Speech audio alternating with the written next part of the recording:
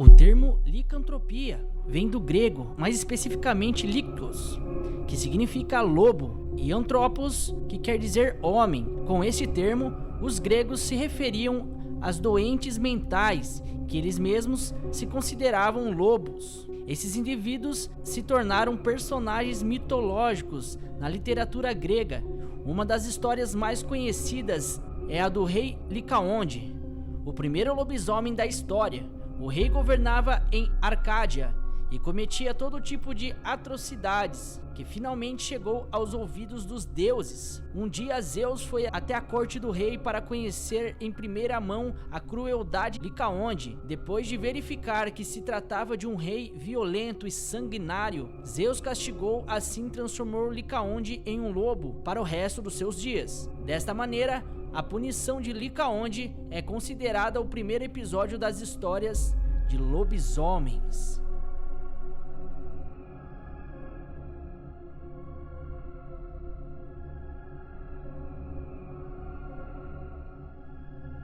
Salve, salve família, começando aí mais um vídeo aí, como vocês puderam ver, e hoje é sobre lobisomens. Família, você acredita em lobisomem, família? Deixa aí no comentário aí. Não esqueça de deixar seu like já pra fortalecer, família. E vamos lá. Hoje separamos pra vocês 8 aparições reais, família, com lobisomens. Dá uma conferida que hoje tá top, família, tá? Top! Daquele jeitão. E vamos lá para o número 1. O primeiro caso, hein, família? O caso da cidade de Graveswald. Dá uma olhada nesse aí que é de arrepiar, família. Dá uma olhadinha aí. O caso da cidade Greenwald. Greenwald é uma cidade antiga fundada em 1199, quando monges cistercienses da ordem religiosa fundaram a Abádia de Eldina. Ela é localizada no nordeste da Alemanha, fazendo fronteira com o Mar Báltico. Como era comum em cidade de primeiro mundo, tudo era muito documentado, e no caso de Greenwald havia detalhamento dos acontecimentos da época, quase como um diário. Especificamente em 1640, pesquisadores acharam relatos que surpreenderam a todos. A cidade havia sido invadida por lobisomens. Isto mesmo, invadida. O documento detalhava as constantes mortes de moradores na lua cheia. Claro que no primeiro momento era dado como certo que o lobo fazia o estrago, até que foi visto uma figura semelhante a um lobo, porém em pé, como homem, atacando um cidadão. A quantidade dos ataques crescia exponencialmente, e da mesma forma sobreviventes relatando o quão bizarro era a criatura. Porém, quanto mais sobreviventes, mais criaturas apareciam, ou seja, sobreviver era o início de um problema maior ainda. O fato tem conotações cinematográficas. A população acuada pediu socorro para a igreja, que enviou caçadores. Estes, na dúvidas, pediram para os moradores pegarem os bens feitos de prata para serem derretidos e transformados em balas. A caçada deu início ao período sangrento para os bichos, que foram mortos um a um, e no final os caçadores conseguiram livrar a cidade da maldição que se instalou.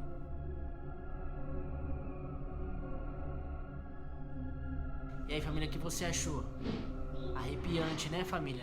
Não mais arrepiante do que o segundo caso, família. Dá uma olhada nesse segundo caso aí. O segundo caso é o caso da província de Grevaldam. Dá uma olhada aí, família. O caso da província de Gevaldam.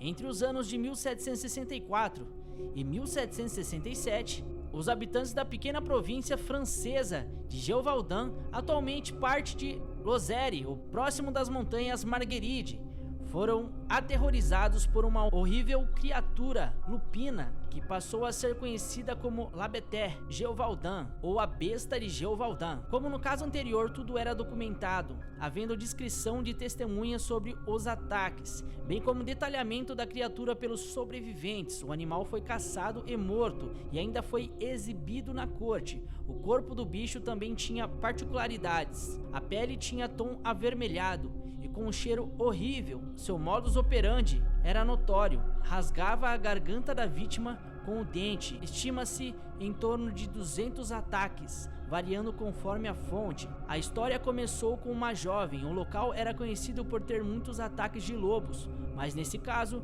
começaram a ter particularidades que viriam a ser similares aos demais. Como podemos imaginar, várias investidas foram feitas para ceifar a vida do animal, mas sem sucesso, até que em 21 de setembro de 1765 foi abatido e morto. Entretanto, os casos continuaram até que uma segunda criatura foi morta, nos moldes do caso anterior, com bala de prata.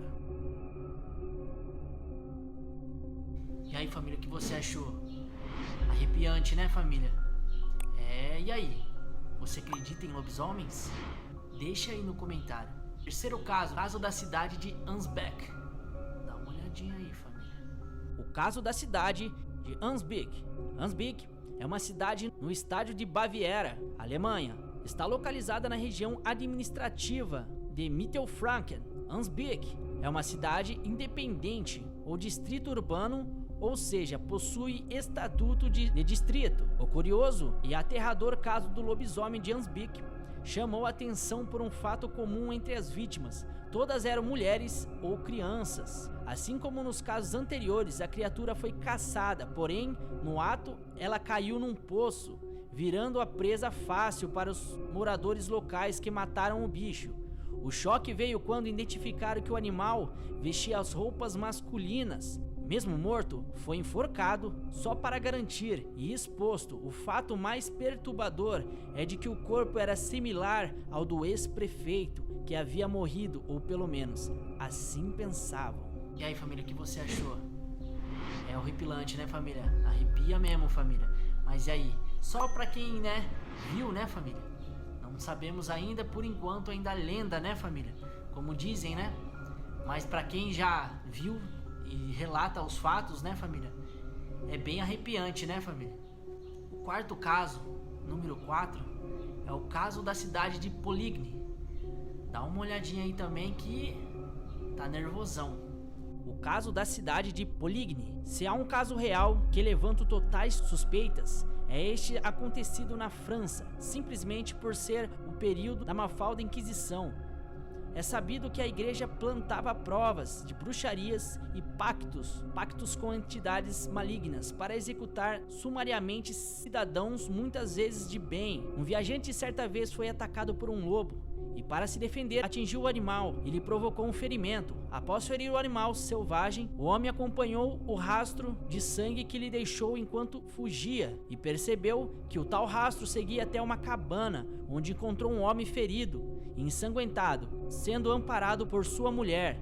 O viajante comunicou o incidente às autoridades, que foram em busca do suposto lobisomem, identificado como Michel Verdun. Após torturas, Verdun confessou que era um lobisomem que possuía um pacto com entidades malignas, que cometia crimes e comia carne de suas vítimas, afirmando ainda que possuía 2 cúmplices nas mesmas condições. Se observarem as diversas semelhanças entre os casos tratados até aqui, menos neste, eram comuns assassinatos de mulheres e crianças, testemunhas, gargantas cortadas, caçadas balas de prata.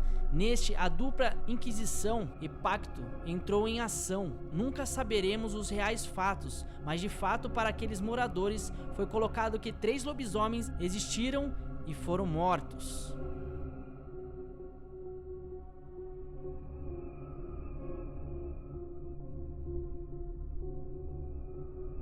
E aí, família, o que você achou? É de arrepiar, né, família? Lobisomem, o bichão sempre falam a mesma fita, né, família?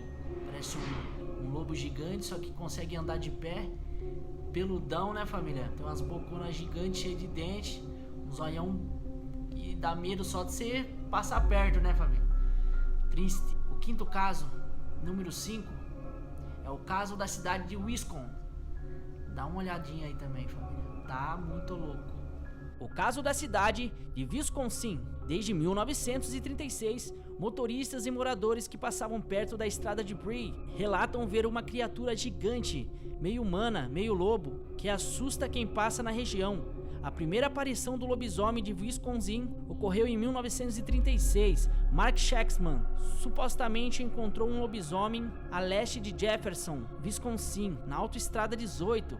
Era noite e ele viu a criatura fazendo um buraco, como um cão. Porém, quando se aproximou, viu que ele era muito alto e estava ereto, como um homem, porém o rosto alongado como o de um lobo. Tal como nos casos acima citados, ele fedia exageradamente, quase como uma carne morta, e ele retornou na noite seguinte, e lá estava a criatura, que até mesmo falou algo que ele mal pôde entender. E em 1964, um outro homem, Dennis Rudolph, teve uma experiência semelhante perto do mesmo local, descreveu uma situação e a criatura da mesma forma. Em 1972, o lobisomem voltou ao Wisconsin. Uma noite, uma mulher na zona rural do condado de Jefferson chamou a polícia para relatar uma tentativa de arrombamento em sua casa.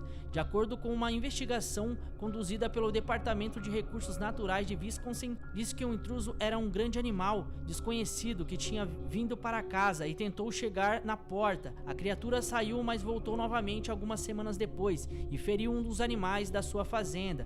No relato, declarou que a criatura tinha cabelos longos e escuros, com cerca de 8 metros de altura, e andava ereto como um homem. Seus braços eram longos e tinham garras. Depois de tentar entrar na casa, a besta saiu para o celeiro, atacou uma de suas vacas que estava preso lá e deixou para trás um corte profundo no animal e vários ferimentos que se estendia desde o ombro, a barriga e o corpo todo. A pegada deixava para trás. Foi mais do que um pé de comprimento. E não parou. Tiveram relatos em 1989, 1992 e 1999, sendo a região mais rica em testemunhos parecidos. E aí, família, o que você achou? Família, vários fatos, diversos fatos aí, né, família? E aqui é só aparições reais, família, que aconteceu também em anos anteriores, e bolinhas, família. Então é bem foda, né, família? Foi confirmado, alguns até foi capturado, né, família? O bagulho é doido. Número 6, caso da província de Franche-Comté. Olhada aí, família, que o negócio tá 1000 graus, família. Dá uma conferida. O caso da província de Franche-Comté. O lobisomem de Dolly, como ficou conhecido, Gilles Gamier, foi um eremita que vivia recluso fora da cidade de Dolly, na província francesa. Ele havia se casado recentemente e havia se mudado junto com sua esposa Apolline em uma casa isolada na floresta. Naquele tempo, uma grande fome assolou aquela região, e com dificuldade em obter alimentação, além do que para si mesmo, Gamier achou difícil conseguir comida para sua esposa, causando descontentamento entre eles. Durante o inverno daquele ano de 1573, várias crianças desapareceram e 4 foram encontradas mortas com os corpos devorados e mutilados, com idades entre 6 a 12 anos. A investigação na época concluiu que aquelas crianças haviam sido atacadas por algo semelhante a um lobo. As autoridades da província de Franche-Comté emitiram um decreto permitindo e encorajando as pessoas a prender e matar o responsável, que naquela altura dos acontecimentos já era encarado como sendo um lobisomem. Uma noite, um grupo de trabalhadores que estava em viagem, vindos de uma cidade vizinha, avistaram o que eles inicialmente pensaram ser um lobo sob a luz fraca da lua, mas em seguida reconheceram ser um eremita com o corpo de uma criança morta. Logo após, Gilles Gamier foi preso e considerado culpado de crimes de licantropia e bruxaria, morrendo na fogueira em 18 de janeiro de 1573. Família, aí, o negócio é pegadão, né, família? Pá, esse bichão é muito louco, família. Eu não queria ver um não, tio. Você é louco, imagine só. Doideira, né, família? E o 7º caso aí, número 7, né, família? É o caso da cidade de Angers. Dá uma olhadinha aí também que tá monstrão, família. O caso da cidade de Angers. No ano de 1598, 2 caçadores franceses encontraram restos destroçados de um rapaz de 15 anos. Um enorme lobo está se alimentando do cadáver, arrancando a carne que ainda se agarrava aos ossos. Um dos homens atira, mas o animal foge para a floresta. Um deles decide persegui-lo pela mata. Lá acaba encontrando um homem seminu, tentando se esconder atrás de uma moita, e ele está coberto de sangue. Sua boca e barba cerradas estão manchados de vermelhos. com restos de pele, seus olhos são ferozes e animalescos. Imediatamente, os caçadores decidiram levá-lo até uma autoridade. Logo descobriram que ele era um vagabundo chamado Jacques Howlett. A investigação a respeito do sangue concluiu que se tratava de sangue humano, e depois de ser interrogado, ele admitiu ter matado o rapaz de 15 anos. Jacques explicou então que era um lobisomem e que havia contraído licantropia através de uma bebida mágica dada pelos seus pais, que eram feiticeiros. Jacques afirmava que seu irmão e seu primo também se tornavam licântropos. Da mesma maneira, a seguir voluntariamente, ele começou então a relatar os muitos crimes que o trio havia cometido sob influência da licantropia. As descrições de Howlett eram tão minuciosas que as autoridades não tiveram dúvidas de que eram verdadeiras. Howlett foi condenado por todos os crimes que admitiu ter cometido, a despeitos de que apenas o corpo da vítima de 15 anos tenha sido comprovado. Ele foi condenado por assassinato, licantropia, bruxaria e canibalismo, e a sentença foi a morte. Contudo, o magistrado apelou à corte de justiça em Paris, alegando que o homem era meramente insano. Ele foi então confinado em uma instituição mental. E aí, família, o que você achou? Brisa, né? Já vai deixando no comentário se você tá curtindo, família. Deixa seu like aí também, que vai fortalecer bastante o canal, família. Beleza? Não esqueça de se inscrever no canal e ativar o sininho de notificações pra estar por dentro de tudo aí, família. Beleza? Tamo junto e misturado. E vamos aí, família, para o último aí da lista, que é o número 8, o oitavo caso, família. O caso da cidade de Joanópolis. Dá uma olhadinha aí, família, que também é bem brisa. O caso da cidade de Joanópolis, no interior do estado de São Paulo, divisa com Minas Gerais, está localizada a cidade de Joanópolis, capital mundial do lobisomem, com o maior número de relatos da fera registrado em uma cidade até hoje. Um dos relatos mais curiosos conta que 2 policiais foram chamados para atender uma ocorrência de briga entre casal. Quando chegaram até o local, olharam pela janela da casa e viram um homem transformando-se em lobisomem. O fato foi registrado em um boletim de ocorrência, porém, este acabou sumindo da delegacia e os policiais envolvidos foram proibidos de tocarem no assunto. As histórias ganharam força depois de uma tese de um mestrado de folclorista Maria do Rosário, neta do fundador da cidade. As histórias são tão famosas pela cidade que existe até uma associação para proteger e divulgar o lobisomem. O comércio da cidade tem muitos objetos e referências sobre ele, e não é difícil encontrar pela cidade alguns lobisomens espalhados por lojas e praças. Ou seja, contam que verá o fato e ainda ganham dinheiro com bonecos que são usados no carnaval. Nossa rica cultura infelizmente não se leva a sério em muitos momentos, mas assim como o ET de Varginha, o caso de Joanópolis não poderia ficar fora desta lista, por ser a capital mundial do lobisomem. O que você achou? Você viu que brisa? Os policiais viram ali, mas logo foi silenciado, né, família? Pra eles não poder falar pra ninguém o que ocorreu realmente, família. Imagine que brisa, você vai lá atender uma ocorrência, se você é policial, vai atender uma ocorrência, vai olhar pela janela ali, família, bum! Logo quem, família? Você é doido, família. Algum lobisomão lá se transformando. Você é doido, imagine só. Brisa, hein, família? Muita brisa. Mas é isso aí, família, estamos chegando aí no final do vídeo, né, família? Espero que vocês tenham gostado. Deixa a sua curiosidade aí no comentário, família, se você tiver alguma curiosidade, que eu vou estar olhando, avaliando, família. E quem sabe o próximo vídeo pode ser da sua curiosidade, né, família? É isso aí. Espero que vocês tenham gostado, família. É isso, todo mundo de coração. E falou, é nóis.